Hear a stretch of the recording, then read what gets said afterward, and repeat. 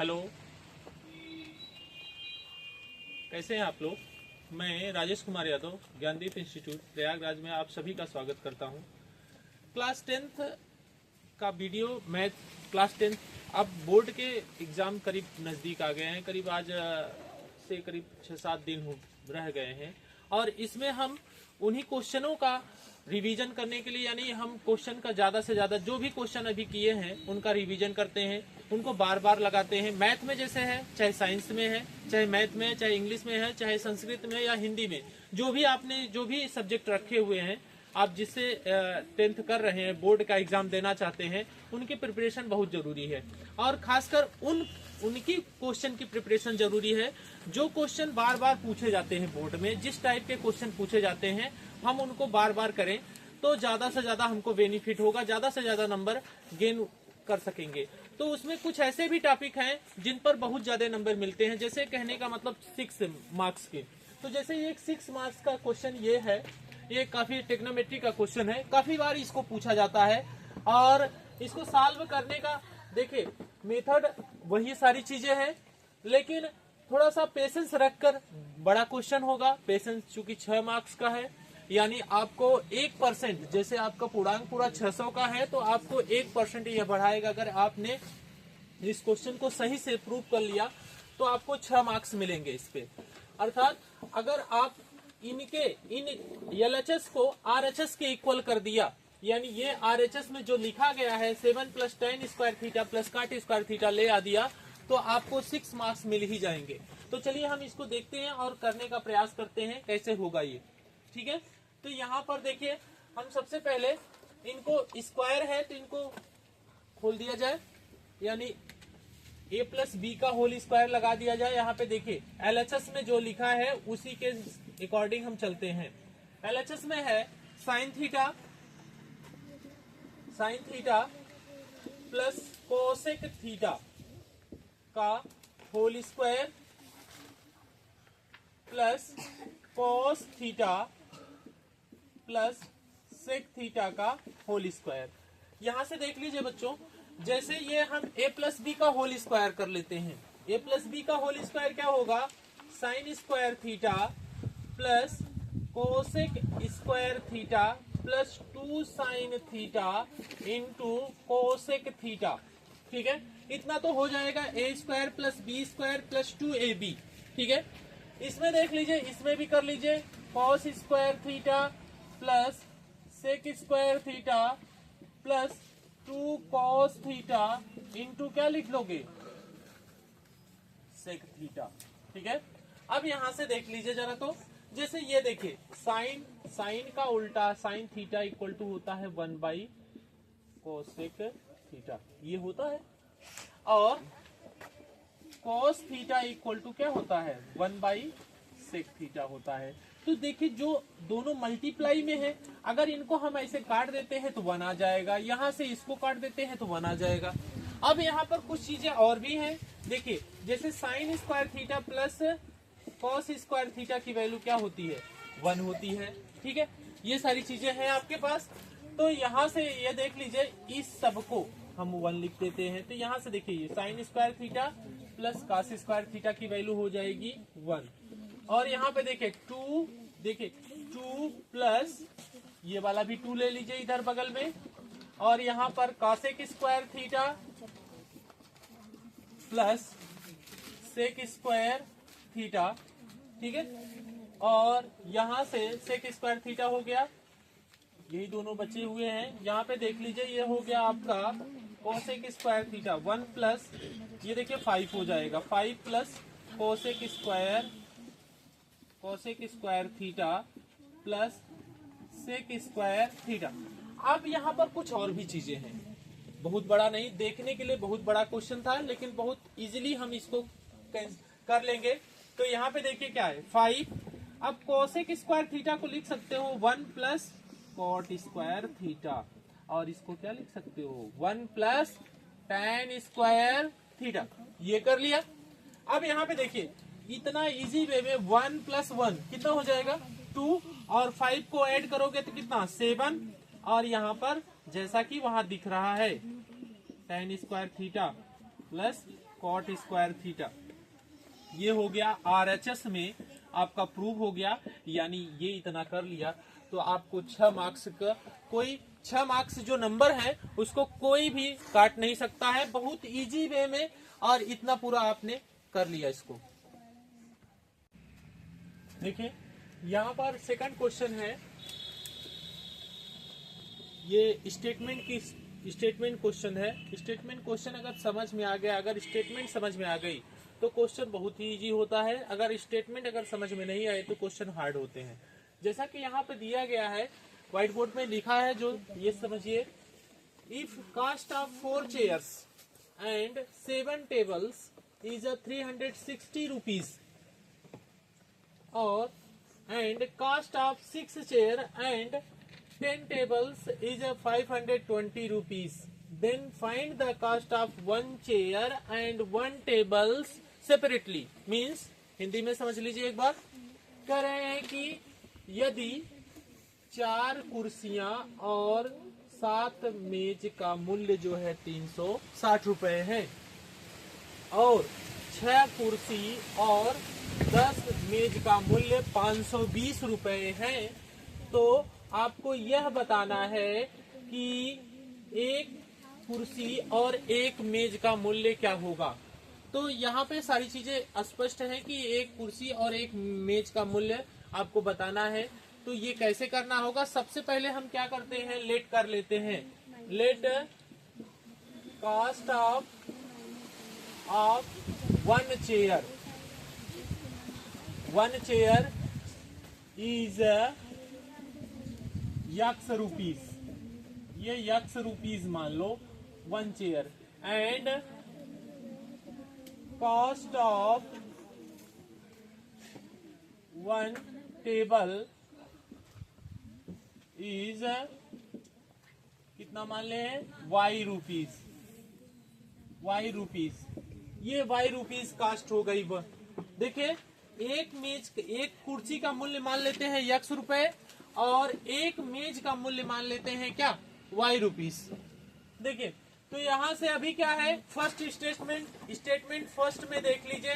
जो statement first है 4 chair, तो भैया 4x, 7 टेबल्स 7y, टोटल कितने 360। सेकंड स्टेटमेंट कहती ये स्टेटमेंट को ऐसे कर लीजिए। देखिए जैसे आपने इसको बना लिया, एक लीनियर इक्वेशन हमको फाइंड आउट हो गया कि ये क्या है, एक लीनियर इक्वेशन है। तो अगर ये लीनियर सेकंड स्टेटमेंट ये कहता है, सेकंड स्टेटमेंट कि कास्ट ऑफ 6 चेयर यानी 6x और 10 table 10y will be 520 rupees, ये सेकंड स्टेटमेंट बोल रहा है। ठीक है, फर्स्ट स्टेटमेंट और सेकंड स्टेटमेंट अगर ये हो गई तो हमारे पास एक लीनियर इक्वेशन आ गया, और लीनियर इक्वेशन में हमको x एंड y की वैल्यू फाइंड आउट करनी है, और उस x और y की वैल्यू फाइंड आउट करने के लिए हमको क्या करना पड़ेगा, यहाँ पर इस इक्वेशन को सॉल्व करना पड़ेगा, और इजीली वे में हम सॉल्व कर लेंगे, यानी 6 मार्क्स जो हैं हम। तो यहाँ पर ये देख लीजिए, इसमें जो है हम कैसे भी करके सबसे पहले या तो y के टर्म इक्वल कर लीजिए या तो x के टर्म इक्वल कर लीजिए। अगर y के टर्म इक्वल करते हैं तो y के अनुसार चलना पड़ेगा, अगर x के टर्म इक्वल करते हैं तो x के हिसाब से आपको आगे बढ़ना होगा। तो हमको ये लगता है कि अगर हम इसमें 6 से मल्टीप्लाई कर दें इक्वेशन फर्स्ट में, और इक्वेशन सेकंड में अगर 4 से मल्टीप्लाई कर देते हैं तो x वाले टर्म क्या हो जाएंगे, इवेल्युएट हो जाएंगे। और सॉरी तो यहाँ पे देख लीजिए इक्वेशन मल्टीप्लाई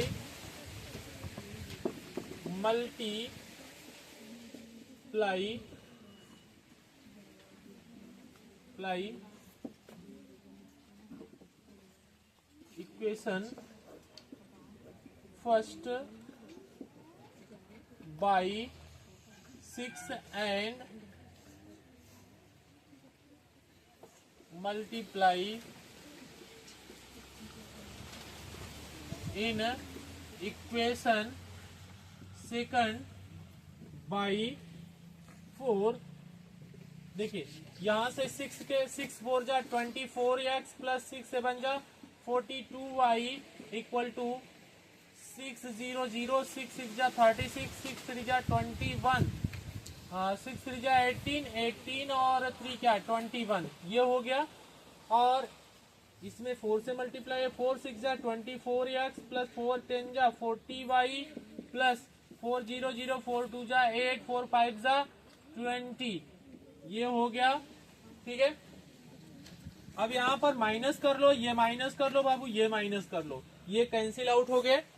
अब यहाँ से देखिए अगर ये करोगे तो 42 में से 40 निकाला तो कितना आ गया 2y और यहाँ पर क्या आ गया 0 16 में से 8 आ जाएगा और यहाँ पे क्या बच गया कुछ नहीं तो 8 आ गया मीन्स 8 ही रहेगा। और 80 यानी y की वैल्यू आ गई 80/2 this is the value of 40 y की वैल्यू आ गई आपके पास 40 रुपीज आ गई। यानी आपको हमने माना था क्या कि एक टेबल की कॉस्ट आ गई 40 रुपीज। ठीक है, एक टेबल की कॉस्ट आ गई इतनी 10 put value of y in equation first, value of y in equation first यानी 4x plus 7y equal to क्या 360 रुपीज। तो 4x equal to 360 minus 7 multiply 40 this is the value of 360 multiply 7 4 जा 28 this is the value of 280 and subtract the 16 minus 16 rupees. ठीक है, ये 20 rupees आ गई वैल्यू। So one chair cost is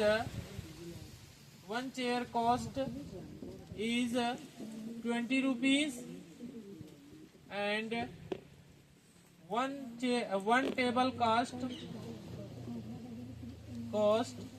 is 40 rupees 40 rupees. यहाँ पर क्वेश्चन नंबर 3 है और इस क्वेश्चन में देखिए ये 2 नंबर का है। तो जिस हिसाब से क्वेश्चन है उसी हिसाब से हम इसकी मार्किंग चाहे 2 नंबर हो या 6 नंबर हो लेकिन आपको मेहनत उतनी ही करनी होगी। तो यहाँ पर cosec थीटा इक्वल टू 2 दिया गया, then find the value of cot theta plus sine theta upon cos theta. देखिए यहाँ पर क्या होता है cosec थीटा की वैल्यू हम यहाँ पर ऐसे कुछ ले लेते हैं। देखिए cosec थीटा क्या होता है वो साइन थीटा का रिवर्स होता है। अब साइन थीटा इक्वल टू होता है परपेंडिकुलर अपॉन हाइपोटेनियस होता है, लेकिन यहाँ cosec थीटा क्या होगा हाइपोटेनियस अपॉन परपेंडिकुलर। जब हाइपोटेनियस अपॉन परपेंडिकुलर होगा तो यहाँ हाइपोटेनियस 2 हो गया और यहाँ परपेंडिकुलर क्या हो गया 1। तो यहाँ से हम बेस निकालना चाहेंगे तो हाइपोटेनियस का स्क्वायर माइनस परपेंडिकुलर का स्क्वायर होगा बेस, यानी हाइपोटेनियस का स्क्वायर करेंगे तो 2 का स्क्वायर मतलब 4 में से 1 निकाल लीजिए तो आ जाएगा कितना √3 आएगा। तो यहाँ पर √3 हो गया। हम सारी वैल्यू यहीं से उठाकर यहाँ पे पुट कर देंगे। जैसे कॉट थीटा देखिए क्या होगा यहाँ पर वो होगा बेस अपॉन परपेंडिकुलर, तो बेस अपॉन परपेंडिकुलर मतलब √3/1 प्लस साइन थीटा की वैल्यू देखिए। वैसे अगर ऐसे नहीं समझ में आ रहा है तो देखिए यहाँ ये किसकी वैल्यू वैसे होती किसकी है, ये वैल्यू होती है cosec थीटा की जो वैल्यू है। वैसे अगर ऐसे नहीं है तो ऐसे कर लीजिए, cosec थीटा की जो वैल्यू है वो होती है cosec 30 डिग्री की, cosec 30 डिग्री की वैल्यू है, ये cosec 30 डिग्री की वैल्यू है। और cosec 30 डिग्री की अगर वैल्यू है तो यहाँ से और यहाँ थीटा की वैल्यू क्या आ जाएगी 30। अब यहाँ पे रख दो भैया cot 30 प्लस sin 30 अपॉन में 1 प्लस cos 30। अब cot 30 की वैल्यू आप जानते हो √3 होती है और sin 30 की वैल्यू 1/2 होती है and 1 plus √3/2 this is the value of √3 plus 1/2 multiply 1 2 plus √3 this is the 2 divide हो गया। यहाँ से देख लो ये √3 को हम ऐसे लिख लेते हैं और यहाँ पर 2 प्लस रूट 3 और यहाँ पर देखिए हम 2 माइनस रूट 3 यानी यूजिंग ए रेशनलाइज मेथड। अब यहाँ पर ये कहोगे कि इसको बताया नहीं गया, रेशनलाइज क्यों यूज कर रहे हैं, यानी हम नीचे के डिनोमिनेटर को सॉल्व करने के लिए हम रेशनलाइज का यूज कर रहे हैं। अब यहाँ से देख लीजिए, ये हो गया root 3 plus 2 minus root 3 divide by 2 का स्क्वायर यानी 4 minus 3। This is the value of root 3 plus 2 minus root 3। They cancel out and finally जो वैल्यू आएगी वो अगेन 2 आ गई, वो अगेन क्या आ गई, 2 आ गई ये वैल्यू। देखिए यहाँ चौथा क्वेश्चन है, if the points 1, 4 a, -2 and -3, -16 are a collinear, then find the value of a. देखिए कोलाइनर का मतलब क्या होता है, कोलाइनर का मतलब हो गया एक ही लाइन में ये पॉइंट्स रखे गए हैं, एक ही लाइन में ये पॉइंट्स रखे गए हैं। तो यानी ये हम अगर इसको निकालना है, फाइंड द वैल्यू ऑफ ए निकालना है, तो यहाँ पर 1, 4 a, -2 एंड -3, -16 ये दिया गया है। ये 3 है, देखिए यहाँ पर x1, y1, x2, y2 and x3 and y3 ये है। अब इस कि यहाँ पर अगर कोलाइनर है, इफ कोलाइनर अगर ये कोलाइनर है तो इसमें क्या होगा, m1 इक्वल टू क्या लिखना पड़ेगा, m2, यानी कि दोनों के बीच में जो स्लोप है यानी जो प्रवणताएं हैं वो इक्वल कर दीजिए, एक ही वैल्यू फाइंड आउट कर लीजिए। तो यहाँ से y2 minus y1 upon x2 minus x1 equal to y3 minus y2 divide by x3 minus x2। So देखिए यहाँ पर y2 minus y1 -2 minus y1 यानी -4 divide by x2 a -1 equal to y3 -16 minus +2 हो जाएगा divide by x3 -3 और -a। सो ये आ गया -6 आ गया, a -1 एंड -14 आ गया डिवाइड बाई -3 -a। अब यहां से देख लो ये क्या हो गया, देख लीजिए इसको इधर कर लीजिए, तो आ गया क्या 6 multiply -3 -a equal to 14 multiply a -1, 6 3 18 -6a equal to 14a -14। So यहाँ पे इसको उस साइड लेके चले जाते हैं तो -6a -14a इक्वल टू -14 और +18 -20 a आ गया, और यहाँ पे क्या आ जाएगा 4 आएगा और a will be -4/20, here a will be क्या आ गया -1/5, a इक्वल टू -1/5।